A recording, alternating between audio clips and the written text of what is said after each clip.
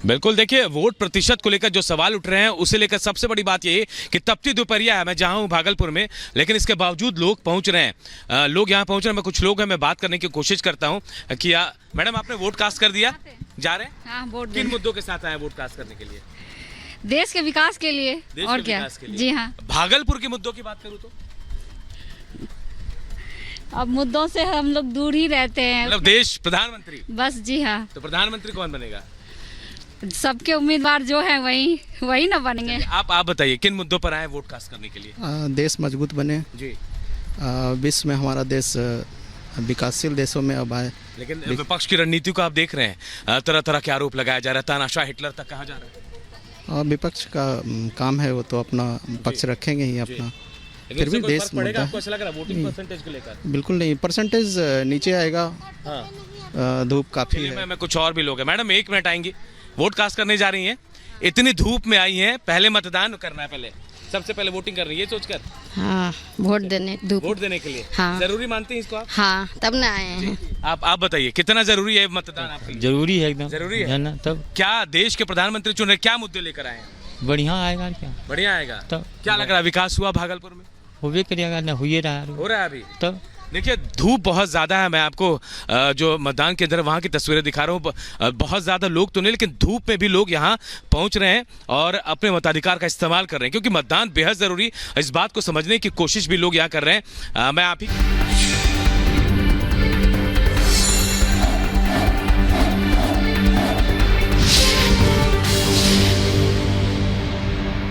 उनके शासन ने बंगाल की इस महानता को चोट पहुंचाई, बंगाल के सम्मान को चूर चूर कर दिया, विकास को रोक लगा दी।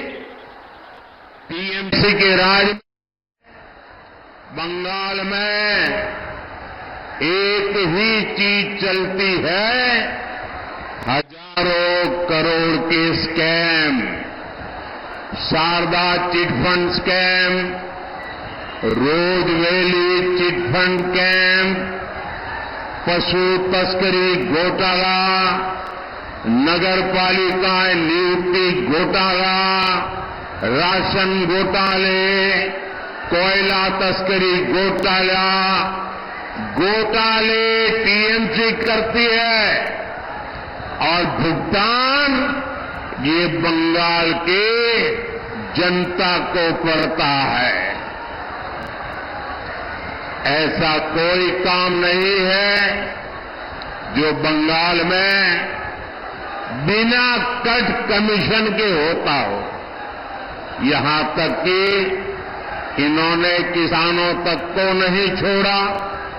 हमारे किसान भाई मंडी में 1 क्विंटल गेहूं बेचने जाते हैं तो इसका एक बड़ा हिस्सा बिचौलिए खा जाते हैं।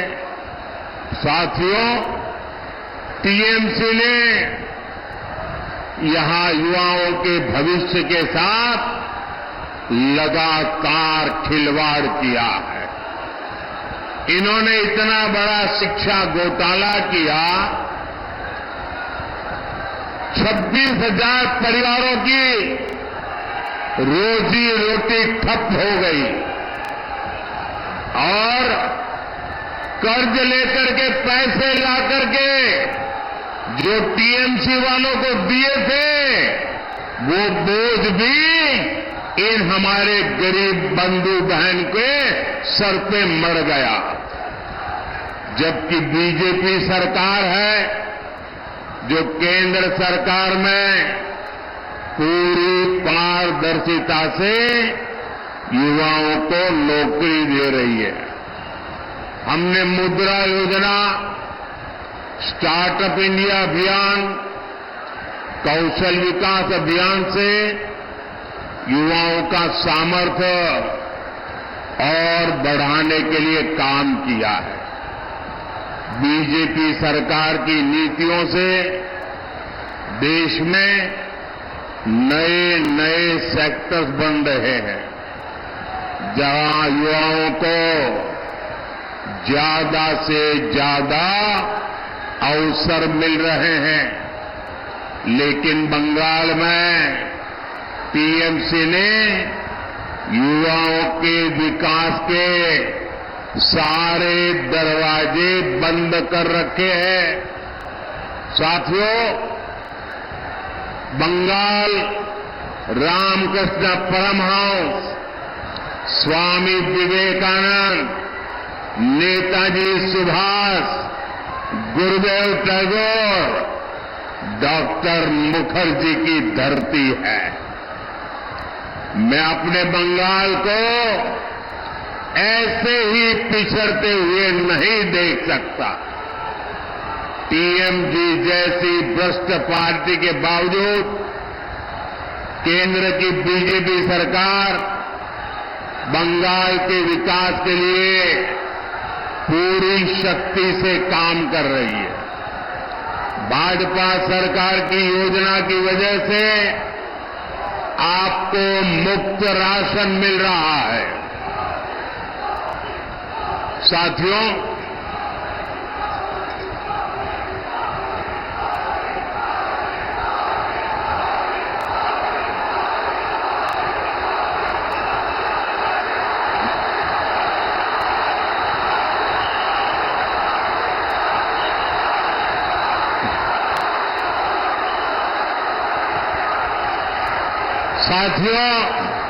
ये आपका उत्साह, ये आपका प्रेम मेरे सर आंखों पर।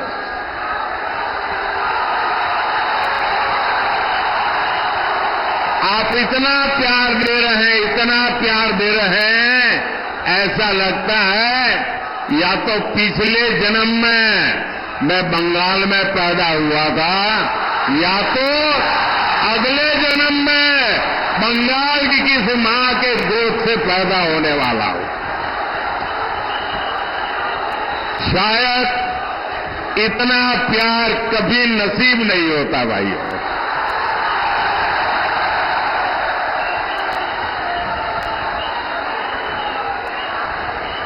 दोस्तों, लोग दूर दूर तक धूप में खड़े हैं। मैदान छोटा पड़ गया, हमारी व्यवस्था छोटी पड़ गई। आपको तकलीफ हो रही है, जो धूप में तप रहे हैं उनको तकलीफ हो रही है। ये जो आपको तकलीफ हो रही है ना, इसके लिए मैं आपकी क्षमा मांगता हूं।